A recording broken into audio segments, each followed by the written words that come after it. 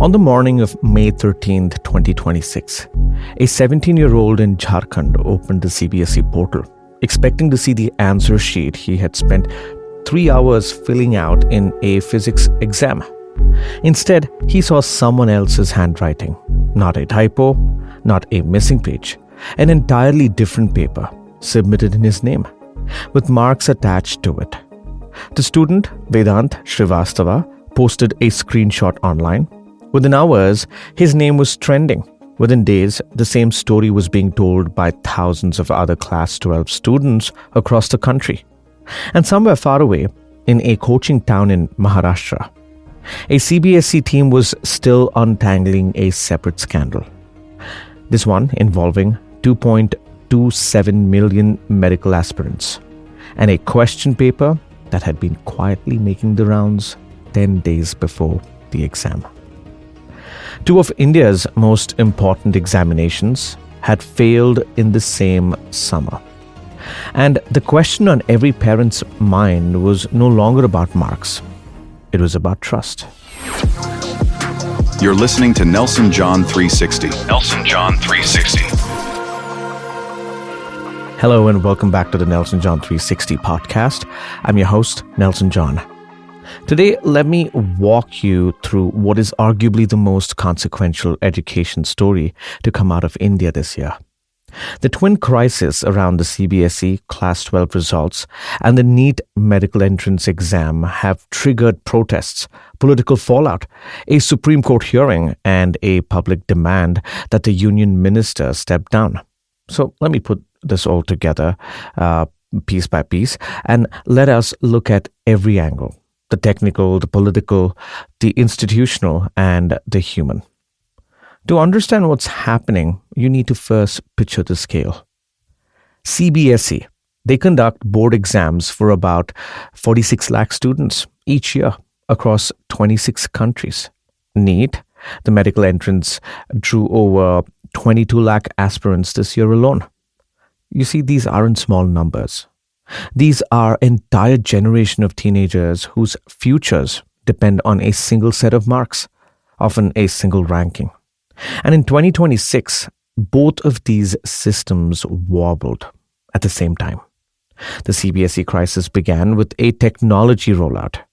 The NEET crisis began with a tip-off from a teacher in Rajasthan. Different origins, different machinery, but both ended up at the same address. The Union Ministry of Education, headed by Mr. Dharmendra Pradhan. Now let's take them one at a time. First up, let's look at CBSE. For decades, the way CBSE evaluated answer sheets was almost charmingly analog. Physical bundles of answer scripts were posted to examiners at home or in designated centers. Teachers would mark them with red pens, total the scores by hand, and then send them back. All right. It was slow. It was prone to totaling errors.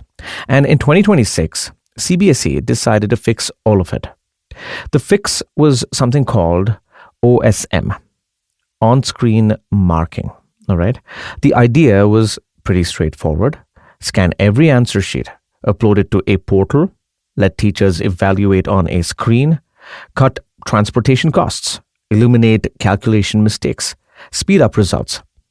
The board's controller of examinations announced the move in February this year, calling it a step towards transparency and efficiency. The system was meant to handle around 17 lakh Class 12 students, roughly 98 lakh answer sheets, and close to 40 crore scanned pages. A digital transformation at an industrial scale. Class 10 evaluation was kept on the old physical system. Class 12 was the test case. And from the moment results were declared on the 13th of May, the test failed in public view. Within days, complaints came pouring in. Students said their scores in physics, chemistry, and mathematics were inexplicably low.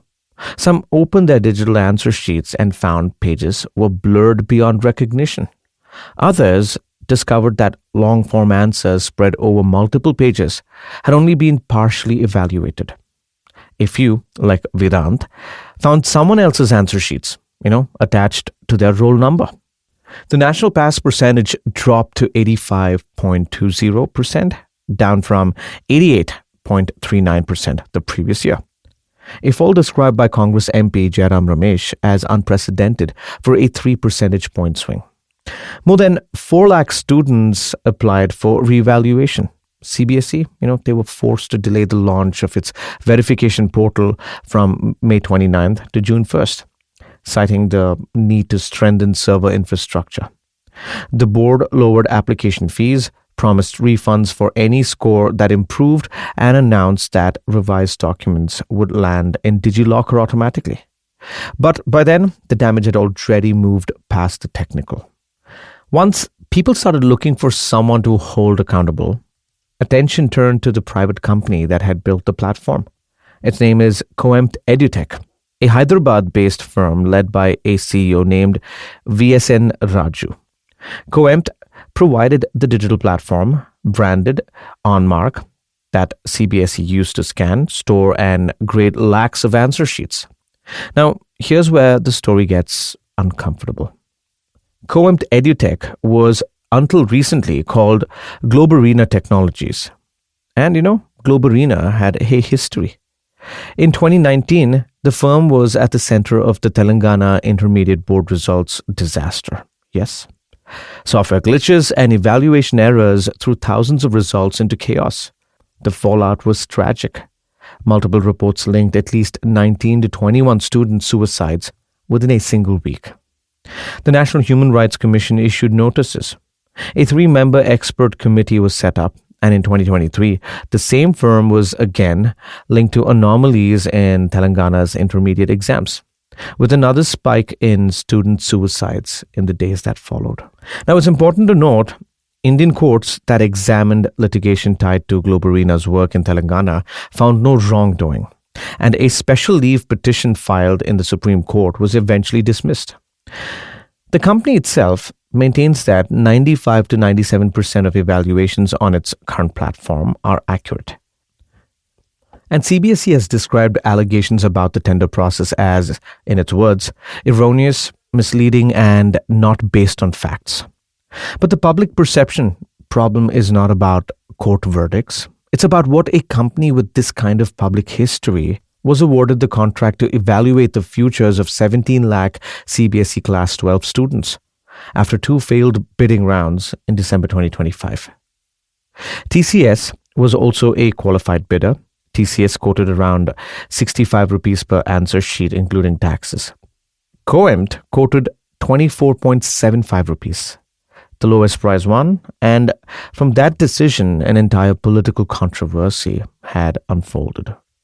One of the most remarkable subplots in this story is who exactly has been doing the digging. It isn't investigative journalists, although they came in later. It isn't opposition researchers. It's teenagers, Class 12 students themselves, sitting at home with their laptops, going through tender documents that most adults would find unreadable. The most prominent of them is Sarthak Siddhant, a 17-year-old from Jharkhand. After receiving blurred and incomplete scans of his own answer sheets, Siddhant decided to investigate the tender process that gave Coempt the contract. He spent days pulling up CBSE's bidding documents from the Central Public Procurement Portal, comparing 3 successive versions of the tender. He published his findings on his personal website under the title, How CBSE Rewrote Rules to Favor Coempt EduTeck. His analysis alleged a few specific things. That clauses disqualifying companies which had abandoned past projects had been removed. That had a provision barring firms which had been blacklisted earlier was now to apply only to firms currently blacklisted, which meant Globarena, now Coempt under a new name, was no longer caught by the filter. That the software maturity requirement, known as the CMMI certification, was lowered from level 5 to level 3. That experience requirements were softened. CBSE had rejected these allegations as misleading. But Siddhant's findings were picked up and shared by political leaders, including Mr. Rahul Gandhi. Then there was Nisarga Adhikari, A 19-year-old described as an ethical hacker who claimed to have found CBSE answer sheets sitting on a publicly accessible cloud storage location. Siddhant published a follow-up allegation that the underlying systems used outdated password protections, including, in one example, hash methods considered obsolete by modern security standards. After two reported hacks on the OSM portal, CBSE eventually conceded that vulnerabilities had been identified, that they were being patched, and that a team of cybersecurity experts from the government and IITs was now examining the platform. The board also invited others to report flaws directly to its security team via email. There is something quietly remarkable about the optics here. The people meant to be evaluated by a digital system ended up auditing the system itself. And in some cases, they did it better than the people who built it. So while CBSE was dealing with its scanning crisis, a separate fire was burning around the National Eligibility Cum Entrance Test, aka NEET-UG. This is the exam that decides who gets into medical and dental colleges across India. In 2026, more than 22.7 lakh students sat for it on the 3rd of May. By the 12th of May, the exam had been cancelled. The story, it begins with a letter. A teacher in Sikar, Rajasthan, wrote to the National Testing Agency, the Home Ministry, and the CBI on the 7th of May, alleging that the paper had leaked before the examination. Investigators eventually established overlaps between a pre-circulated guest paper used in certain coaching centers in Maharashtra and the actual question paper. The match was apparently close enough that the exam could not stand. The CBSE took over the investigation officially on the 12th of May, and a re-examination was scheduled for June 21st. The arrests painted a picture not of a one-off cheat, but of an organized network. On the 15th of May, the CBI arrested a retired Pune-based lecturer named P.V. Kulkarni, described as a main accused. The next day, a Pune-based professor, Manisha Gurunath Mandhare, was arrested. Now, according to investigators, both were on the NTA's panel of subject experts, the very people who helped prepare question papers. The agency alleged that Kulkarni prepared chemistry questions and translated them into Marathi during the examination process, and that both used coaching sessions before the exam to disclose what was on the paper. Days later, the CBI arrested Shivraj Motegaonkar, who runs Renukai chemistry classes in Latur and a YouTube channel with around 1.68 lakh subscribers. He allegedly obtained the question paper on April 23rd, 10 days before the exam. A viral video had earlier shown him asking students how many questions from his coaching center's mock papers had appeared in the actual NEET exam. The CBI is now reviewing 42 chemistry mock papers distributed before the test. As of the latest update before this episode was recorded, the CBI has confirmed 13 arrests in the 2026 case, according to information shared with a parliamentary panel that summoned the CBI director and NTA chief. Investigators have also said they found evidence that the 2025 NEET paper was compromised by the same network. Now, let's look at the political storm and the resignation demands. The combined weight of two failures had created a political momentum. Calls for Union Education Minister Dharmendra Pradhan to resign have come from several directions. Congress Rajya Sabha MP Jairam Ramesh demanded his resignation, blaming the OSM rollout for what he called the disruption of academic futures of hundreds of thousands of students. Other opposition parties, including the Aam Aadmi Party and Shiv Sena UBT, have echoed the demand. Rahul Gandhi, the leader of the opposition in the Lok Sabha, met Vedant Srivastava and other affected students at the end of May. In a clip which he posted online, the conversation turned to the abuse the students had received online, with some critics labeling them everything from anti-national to Soros agents. On the 22nd of May, a public forum called the Employment Rights Campaign passed a resolution in Lucknow asking for the minister's resignation. A snap poll by CVoter, released around the same time, found that 66% of respondents wanted the minister to step down. 21% said he should stay, and 13% were undecided.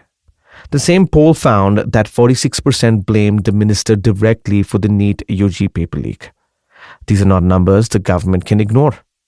On the other side, the government has chosen a mix of acknowledgement and pushback. The minister has publicly stated, "I hold myself accountable and take responsibility." But he also admitted that there had been, in his words, a breach somewhere in the chain of command on the NEET case and announced plans to move NEET-UG to a computer-based exam format from 2027 onwards. For the immediate re-examination on June 21st, the Indian Air Force was deployed to transport question papers, a decision the minister explained as a logistics safeguard, but which opposition described as a sign of governance failure. Sanjay Raut of Shiv Sena UBT called it a shameful admission. The ministry framed it as caution. Listeners draw their own conclusions. On the CBSE side, the minister has accepted what he called the confusion and assured corrective measures. CBSE itself has issued a public statement acknowledging that vulnerabilities had been flagged and that it was working with cybersecurity experts from government agencies and IITs, and that the OSM portal was being shifted to more secure infrastructure. The board has also denied allegations of wrongdoing in the tender process. Coempt EduTeck has denied any breaches on its platform. It would be easy to flatten the story into a question about whether one person should resign. But the most useful question, the one this episode is really about, is whether the underlying system is sound. Because the NEET paper leak is not new. There was a 2024 NEET controversy that involved a Bihar paper leak, a grace marks dispute, and an unprecedented 67 toppers. That case went to the Supreme Court. The court eventually ruled that there was no systematic breach beyond Hazaribagh and Patna and declined to order a fresh exam, a verdict the government welcomed. But the same network that the CBI is now unwinding for 2026 appears, according to investigators, to have already touched 2025. Similarly, CBSE has its own past episodes, question paper errors, a faulty ODIA answer key in 2022 that forced the board to revisit the results of more than 28,000 students, a controversial Class 10 English comprehension passage in 2021 that triggered a separate political row. Set against this longer history, the twin crisis of 2026 looks less like an accident and more like a pattern. Whether the responsibility for that pattern lies at the level of contractors, examination bodies, ministries, or all three is, frankly, the conversation the country needs to have. There's also a broader systemic question about who runs India's high-stakes examinations. The National Testing Agency has now seen multiple credibility crises since it was set up. Doctors' bodies have publicly said that moving NEET to a computer-based format will not fix integrity issues if the underlying institution remains, in their phrasing, structurally incapacitated. The Supreme Court has heard petitions seeking to restructure or replace the NTA. These are not minor procedural debates. They go to the questions of how the country selects its future doctors, engineers, and graduates. Now, this is where we have to slow down. Because behind every percentage point, behind every leaked question, there are 17 and 18-year-olds who have spent 2 to 3 years studying for these examinations. Their families have often saved or borrowed to fund coaching. Their daily lives have shrunk to textbooks. Reports tracking the OSM aftermath have linked the broader stress around the results to a number of student deaths by suicide in recent weeks. Although direct causation in each individual case is difficult to establish, the National Human Rights Commission in past episodes involving the same vendor in Telangana has formally taken cognizance of student deaths. These are statistics that need to be handled with care, not weaponized.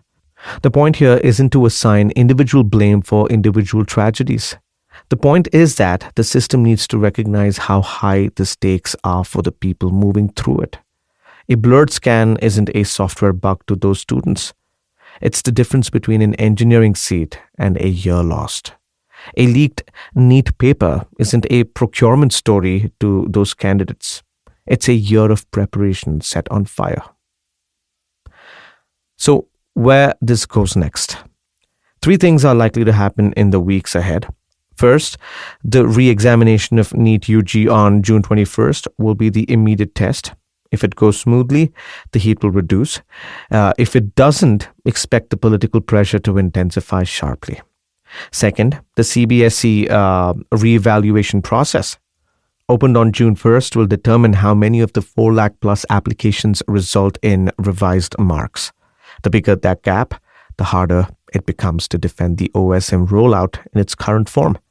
Third, the Supreme Court hearing on petitions to restructure the NTA could reshape how India runs its biggest exams. That outcome may matter more in the long run than any single resignation. And finally, there is the conversation about accountability itself. Should the minister go? The opposition says yes, and a majority of polled respondents agree. The government says he's owning the situation and putting fixes in place. The Supreme Court, in past cases tied to the 2024 NEET controversy, declined to read systemic breach into individual leaks. Reasonable people are going to disagree on this, and they should be allowed to. What none of them should disagree on is that the system, as it stands, is asking far too much of teenagers and far little of itself. If you agree on this and you know a Class 12 student or a NEET aspirant who is struggling right now, please check in on them. Sometimes the most useful thing we can do as adults is to remind a kid that an exam, however unfair, isn't the totality of their life. I'm Nelson John, and you've been listening to the Nelson John 360 podcast. If this episode helped you understand something you've been seeing in the news, please do share it with someone who needs the same clarity. Follow the show on Apple Podcasts, on Spotify, on YouTube, wherever you get your podcasts. Catch our shorter morning brief on Top of the Mornings. Drop your questions, your thoughts, your comments on Instagram. You can connect with me on Instagram. Look me up at @NelsonJohn360. I'll see you in the next episode.